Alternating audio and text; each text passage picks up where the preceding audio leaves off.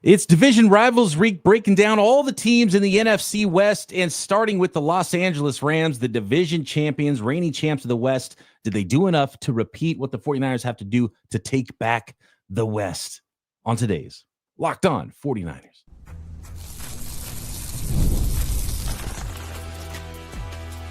You are Locked On 49ers, your daily San Francisco 49ers podcast, part of the Locked On Podcast Network. Your team every day. Welcome to Locked On 49ers. Brian Peacock and Eric Crocker at BD Peacock at Coach Crocky. Thanks, everybody, for making this your first listen on the Locked On Podcast Network. Your team every day. Love and appreciate all the everydayers out there. Thanks for hanging with us as we get ready for 2025. Love and appreciate everybody. And if you're new to the program, welcome. Please subscribe on YouTube. And you know what? Some everydayers still aren't subbed up. I don't know what's going on there. Hit that subscribe button. Get us going through the algo. Tell a friend about Locked On 49ers. And, of course, you can find us everywhere you listen to the audio version of this podcast as well. And we are getting Division Rivals Week started with the Los Angeles Rams and taking a look at their 2025 offseason. It's the team that led the NFC West in 2024. And I think when you're talking about the Los Angeles Rams, you got to talk about their coach, their quarterback. And I think the biggest move was that they found a way, even though they've been flirting with getting rid of Matthew Stafford for a while, Croc. And they flirted with that idea again this offseason, but they figured it out. Stafford staying. They wanted him back. He wanted to be back. They restructured his contract. They did what they had to do. Matthew Stafford stayed with the Los Angeles Rams. And I think you have to start there, because if there was a different quarterback with the Rams, they would not threaten me at all, Croc, because I think they still have potentially the best quarterback, not only in the West, but maybe in the NFC. You know, I had my fingers crossed, man, when they were talking about a potential departure with Matthew Stafford. I'm like, is this something that's real or is it fake? And then lo and behold, it was real. And I remember hearing their head coach, Sean McVay, kind of talk about it. And he essentially said it's kind of like a money thing and try to figure out where he's at in his career. And they wanted to allocate so much money towards him, but maybe he had a different number in his mind. And I thought for a second, there's a chance that he would not be a Los Angeles Ram in the next year coming up, but they figured out a way to get it done, and Matthew Stafford is still a Ram. And I think that makes all the difference in the world. You look at their roster, you look at their defense, and obviously the addition of Devante Adams. Like, does Devante Adams go to Los Angeles if they don't have Matthew Stafford? I don't think so. So you kind of look at that snowball effect as well. And then the rest of the roster, let's say you take Tay Adams out of there. I like a lot of the pieces, but I feel like I like the pieces more when you know who's under center, and his name is Matthew Stafford, right? You take Matthew Stafford out of that equation, now you have to lean heavily on the defense, which was really good last year, especially down the stretch. Like, they were good. Jared Verse coming to his own. We'll get into all of those guys, but Matthew Stafford and obviously Sean McVay, those are the guys that make this whole thing go. And a 10-7 record last season, not the most dominant team, but a team that just with those two guys can threaten the 49ers at any chance, at any time.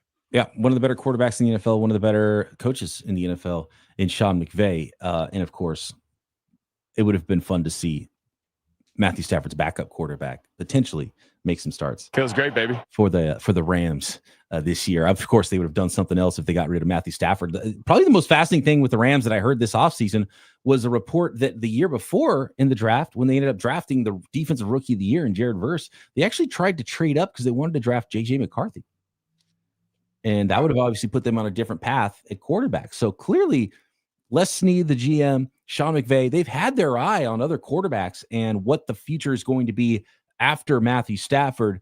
And so 2 off seasons in a row, they flirted with that idea, tried to do some things, and it didn't work out. Still, it's Matthew Stafford being backed up by Jimmy Garoppolo. And I believe they have, did they still have, Stetson Bennett is the number 3 QB there in Los Angeles. So you mentioned it, Croc. They're a 10-7 team last year. And let's go back before we go forward and look at the 2025 team further. Obviously, Matthew Stafford was there when they won the West last year, still there with the Rams. As you mentioned, a 10-7 record for the Rams last year. It was enough for first place in the NFC West. They didn't run away with things. And, obviously they didn't go on and win a Super Bowl or anything like that.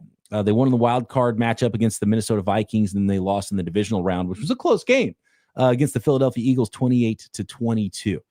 And I don't know if you remember the 49ers games against the Rams last year, but the 49ers are their only win in the first 5 weeks of the season was against the San Francisco 49ers. So the Rams started, it was an overtime loss to the Detroit Lions in week 1, prime time, first week of the season, which is a really good game. And they kind of put them into a little spin early in the year. And they were only 1-4. Their only one win in those 5 games was against the 49ers in week 3 last year. And then they had a week 6 bye. And there was a lot of talk that Matthew Stafford was going to get traded during the bye. And I think I think the Rams were this close to actually blowing it up potentially at the trade deadline at 1-4. And they didn't. And they came back out of the bye last year, even though they were 1-4 and went on a roll. They won 3 in a row and only lost 3 more games the rest of the year and ended up going 10-7 and winning the NFC West. So it just goes to show how, a marathon a season is. And even if you start slow, you can still turn things around. But they were really close. And there was a lot of talk that, Cooper Kupp ended up moving on in the offseason. There was talks that he was going to get traded then and that the Rams were going to trade Matthew Stafford and that the whole thing was going to get blown up. And it didn't. And they won the West, and Stafford is still back. So 3 opportunities to get rid of Matthew Stafford that the Rams thought about and still did not. And it's probably better that the Rams didn't for them because he's still a really good quarterback, although they have their eye on what the future might look like there. So that was week 3. The Rams beat the 49ers. And let me pull that back up. So week 3, the 49ers lost to the Rams. And, that was the Ronnie Bell game, by the way. 27-24. And that was at home in Los Angeles for the Rams. And that was that third? That was a primetime game. No, that was an afternoon game. And then the 49ers played at home in week 15. That was the Thursday nighter, and they lost that one as well. So the Rams swept the 49ers, and that was a 12-6 affair that I think a lot of fans probably remember that as well. What a weird season for the San Francisco 49ers. Got swept by the Rams. Yeah, I called that first game the Ronnie Bell game because the 49ers had an opportunity late to get back into that game. Or excuse me, I think the 49ers had the lead in that game, and then they ended up getting into a tight situation down the stretch because Matthew Stafford just started dropping dimes left and right. And the 49ers still had an opportunity to kind of put the Rams away, and Ronnie Bell just dropped this third down ball where he jumped for the ball. And anytime I see a receiver jumping for the ball like that, there's a lack of confidence in his ability to just catch the ball cleanly.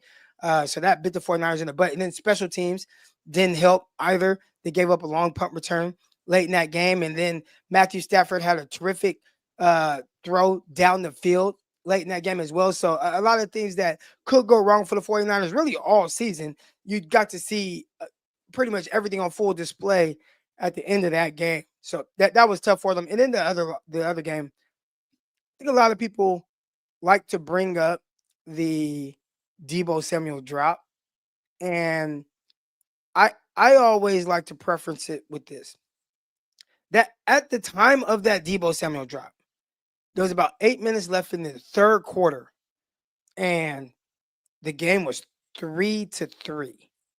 And after the drop, the 49ers kicked a field goal and took the lead. So a lot of people say, oh, the Rams won that game because Deebo Samuel dropped that third down ball. And it's like, well, wait, the 49ers had a lot more opportunities to really kind of either take over that game or just win the game however they could. And the Deebo drop did not help.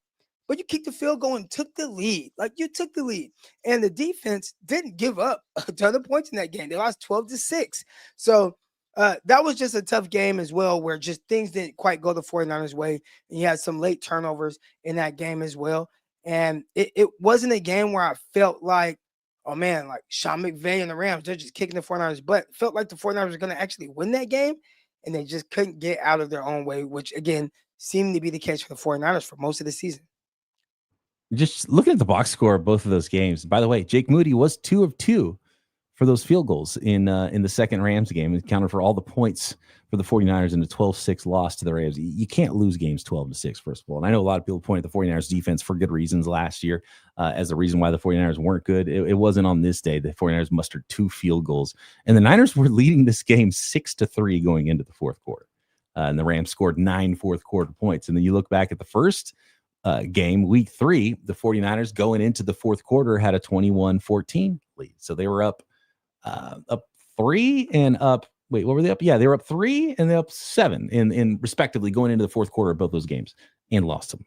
So the 49ers got to get better late in games. And come on, you can't get swept by the Rams. And it kind of was the first season that Sean McVay had Kyle Shanahan's number, because previously it had been all about how Kyle Shanahan owns Sean McVay head to head, right? And I guess maybe starting with the NFC Championship game is where that really got flipped in the playoffs after the Niners swept the Rams in the regular season, and the Rams go and win a Super Bowl after beating the 49ers in the playoffs.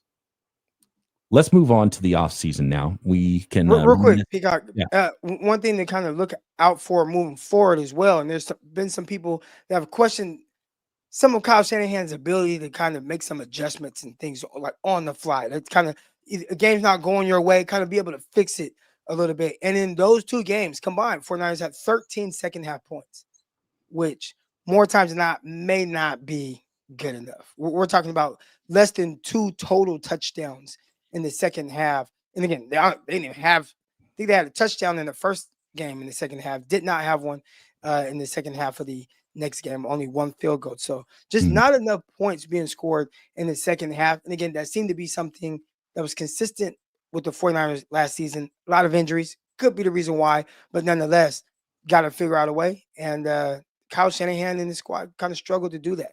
Got to finish.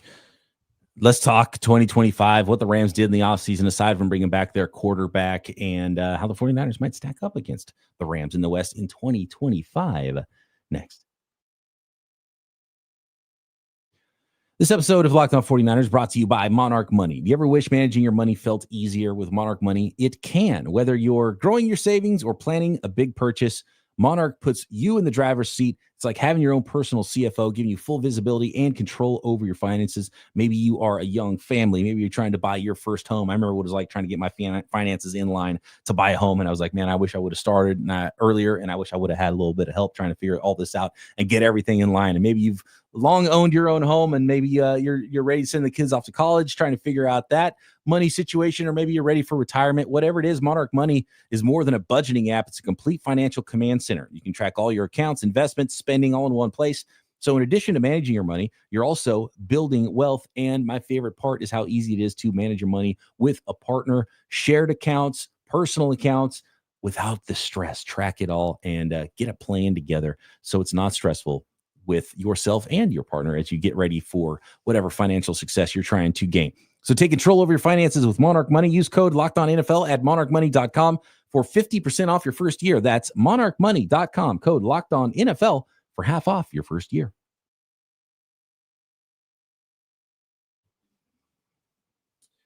So the big move for the Los Angeles Rams in the 2025 offseason, aside from keeping their quarterback, was adding a weapon for that quarterback, big name guy, future Hall of Fame guy, Devante Adams. We talked a little bit about this off the air, Croc, and some folks might say, who cares? Devante Adams is kind of washed anyway. What do you think about Devante Adams, what he adds to the Rams? Is he washed, Croc? He's definitely not washed. And I think something that really helps a receiver who maybe isn't the peak version of himself, but having a terrific quarterback and those guys just getting on the same page. So Devante Adams says, hey, on this route, I'm going to be here. And Matthew Stafford says, hey, I need you here. Devante Adams is going to know how to get to that spot, and he's going to be able to throw it blind. And Devante Adams does a terrific job of positioning himself to be able to make some of these catches. So I think that's the tough thing, right? Is he going to just beat the 49ers over the top?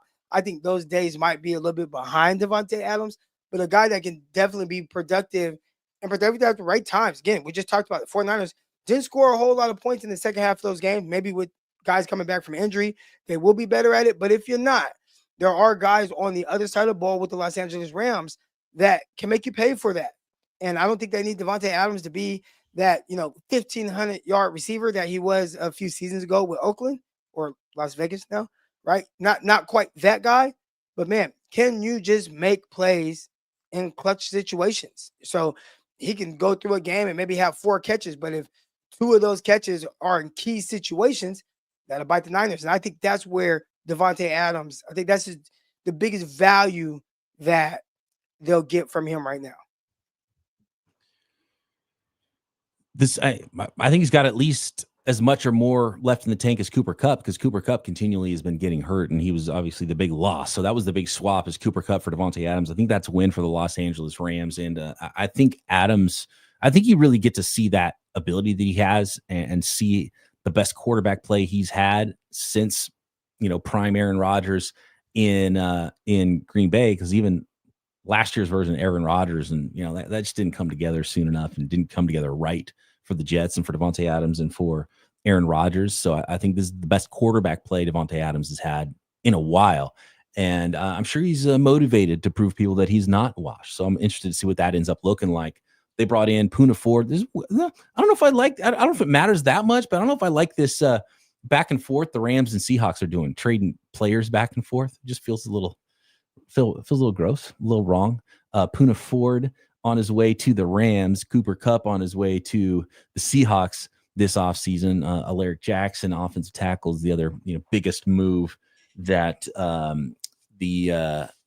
the Rams made to resign him and bring him back. So really the big move was, Poona Ford, little beef on the defensive line, but Devante Adams is a big addition for the Rams. We'll talk about the draft in a second. On their way out, guard Jonah Jackson, wide receiver Cooper Kupp, Mekhi Becton, and Michael Hoyt are now all gone for the Los Angeles Rams. Those are the key departures so far this off season. And I don't think necessarily that Devante Adams, I like Devante Adams now more than Kupp, just because of Kupp's injury history. And I think Adams brings more to the table. And I think that there was a little bit of crossover in talent between Kupp and Puka Nacua and their talents and what they can do. I think I like Puka Nacua being that, that tough over the middle slot guy, and pepper him with targets and allow Devante Adams, you can move him around or whatever, but have him on the outside and get him some releases and get him some looks on the outside. I think it's just a better complementary role for Adams and Puka Nacua, because Puka Nacua and Cooper Kupp kind of somewhat similar skill sets in my opinion. And so I do like that for the Rams, but I don't know if it makes them tons and tons better. So when it comes to how the 49ers match up with the Rams, I don't know if it changes a lot, Croc, right? And I don't think the 49ers did a poor job against the Rams offense last year. So kind of what we brought up in the last segment, if you're looking at the 49ers to beat the Rams, let's figure it out on offense. 49ers, let's score more than 6 points, right? Let's score some fourth quarter points and beat those Los Angeles Rams. So while I do like the addition of Devante Adams, I don't think it's a scary addition. And 1 year older Matthew Stafford, they've been looking to replace him for a reason. At some point, he's going to kind of hit the wall, and he's had some arm injuries and shoulder injuries and elbow injuries and all of that. So at some point, that could come crashing down, and who knows, maybe Devante Adams does start to look a little bit more washed. So I'm not really worried about the addition of Devante Adams, even though I think he's a solid player still. The Rams don't scare me at all, but the 49ers just got to play better against them. I think that's really the bottom line for me. Well, not only do they have to play better, but again, you talked about some of the health. I'm looking right now at just some raw stats from the second game where the 49ers lost 12-6. And, one thing that was consistent really with both of those games, there's no Christian McCaffrey. So I think most people would assume that would make a big difference. You're looking at who had to lead the 49ers in rushing that game. Isaac Rendo, 16 carries for 57 yards, less than 4 yards per carry. I think you would assume that the 49ers would be better than that this season, as long as they're fairly healthy. Brock Purdy in that game, 14 completions on 31 attempts. So, less than 50%, 0 touchdowns, 1 interception, 4.6 yards per attempt. Those are all very low for Brock Purdy, where he's typically much better than that. And then you're looking at the pass catchers here. It's George Kittle, Juwan Jennings, Isaac Orlando, Ricky Pearsall, Deebo Samuel, who obviously Deebo, more of a shell of himself, 3 catches on 7 targets in that game for 16 yards. George Kittle was the most productive pass catcher, 4 catches for 61 yards. 49ers, they really just couldn't get it going, and I think a big part of it may be because of the personnel that they had out there. So, again, I don't even think it's being hopeful, but I think you just know, man, you get the 49ers back, and they are healthier, which you would assume that they will be. You'll get a better product than what we saw last season, especially in that second game on the field. You brought up the mismatch of potentially George Kittle against the Rams. I want to talk a little bit more about that. And if you could shed some light on, Croc, why the Rams seem to hate linebackers, and let's talk about their draft last year, what that could become for them, and their draft this year, which is a little bit of a head scratcher for me. To be honest with you, I didn't love their draft in 2025 and how their young players shape the future for the Rams next.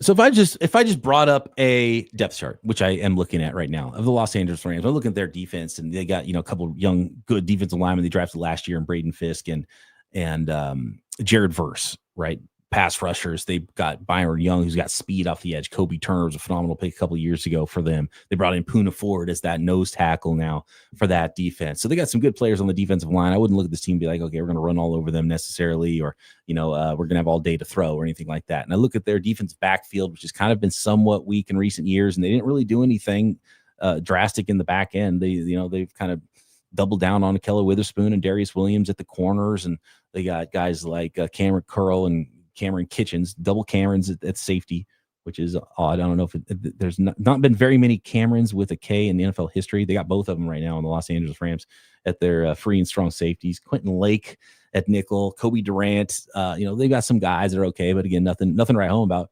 But here's their linebackers. They've got Troy Reeder and Omar Spates, and they drafted a guy who was tied a lot to the San Francisco 49ers in the 5th round in undersized Ole Miss linebacker Chris Paul Jr.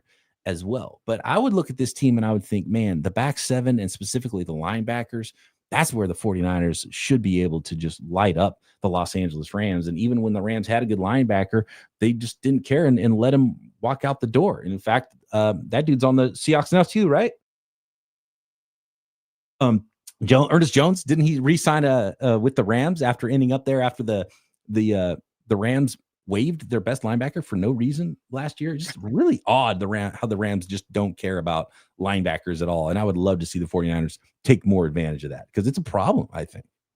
They're just not good. That's typically what Kyle Shanahan does, right? I've had a lot of people tell me about cornerbacks on the outsides for some of these teams. And I'm like, dude, it doesn't matter who your corners are. Like, that's not who Kyle Shanahan is attacking.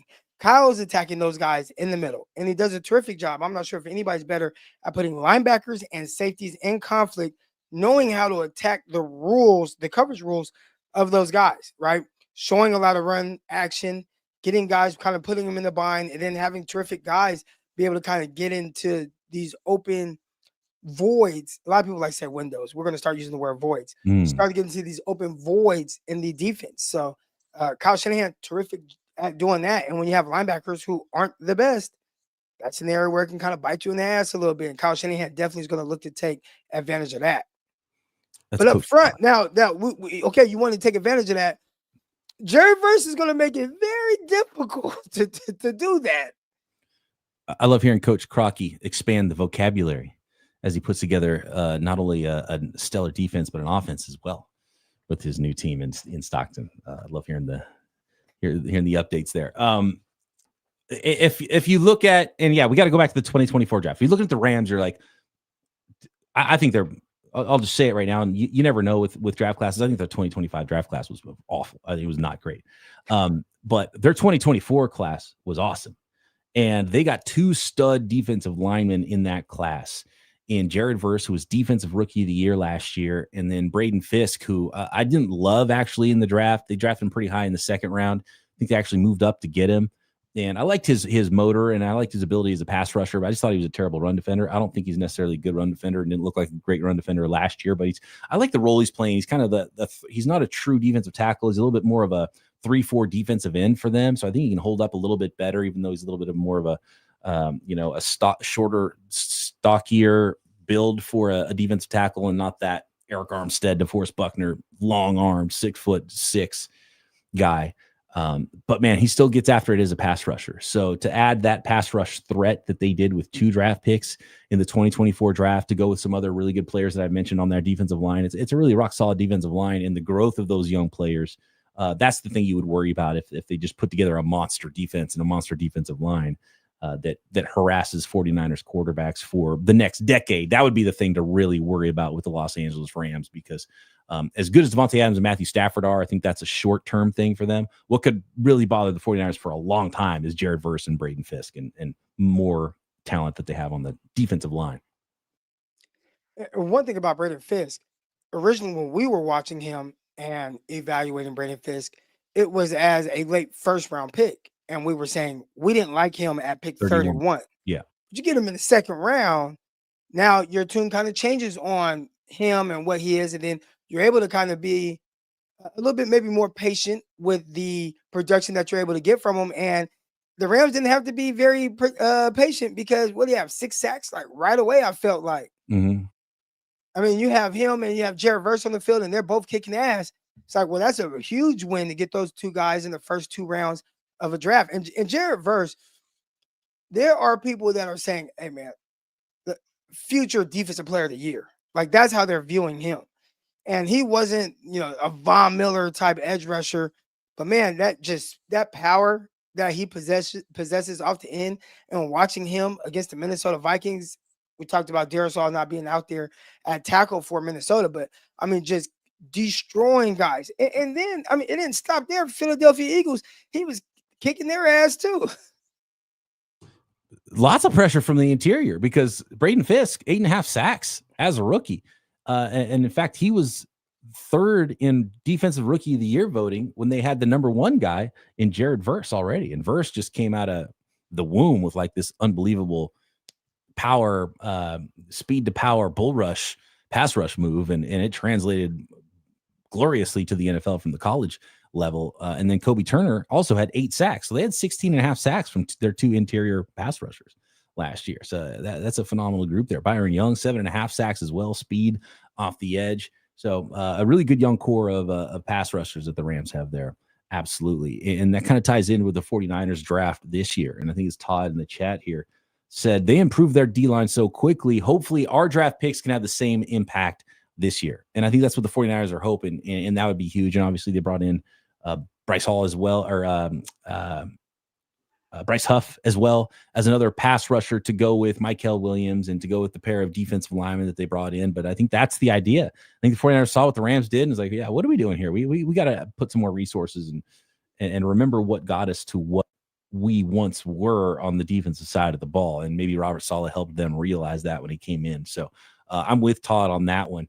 If the 49ers can have any type of success and have a couple of guys that are vying for defensive player of the year from their draft this year, that'll be huge. And obviously that's what the 49ers are hoping they got. I don't know if they got the pass rush right away that the Rams did with their rookie defensive linemen, but I think they probably did get a couple of really good defensive players. And if there's more pass rush there than we saw in college for those guys, that'll be phenomenal for the 49ers. I mean, that's huge for the Niners. That's really what this whole season's about for San Francisco, right? Young players playing and playing well because they're going to have to play. So they better be good. It better be good. And you talked about some of the things that we didn't care for with the Los Angeles Rams 2025 draft, right? Like stellar 24 draft. The 25 draft is a little weird. They started with Terrence Ferguson, tight end out of Oregon, who I like him. I like Ferguson. I was like, second round, especially when you're a team, you don't have a first round pick. This is your first pick, and then you take the tight end, which I feel like they've been trying to move off of Tyler Higbee for a while. That's what it feels like. I mean, he's kind of dealt with some nagging injuries and whatnot, so maybe trying to get a little bit more youthful and better at the tight end position.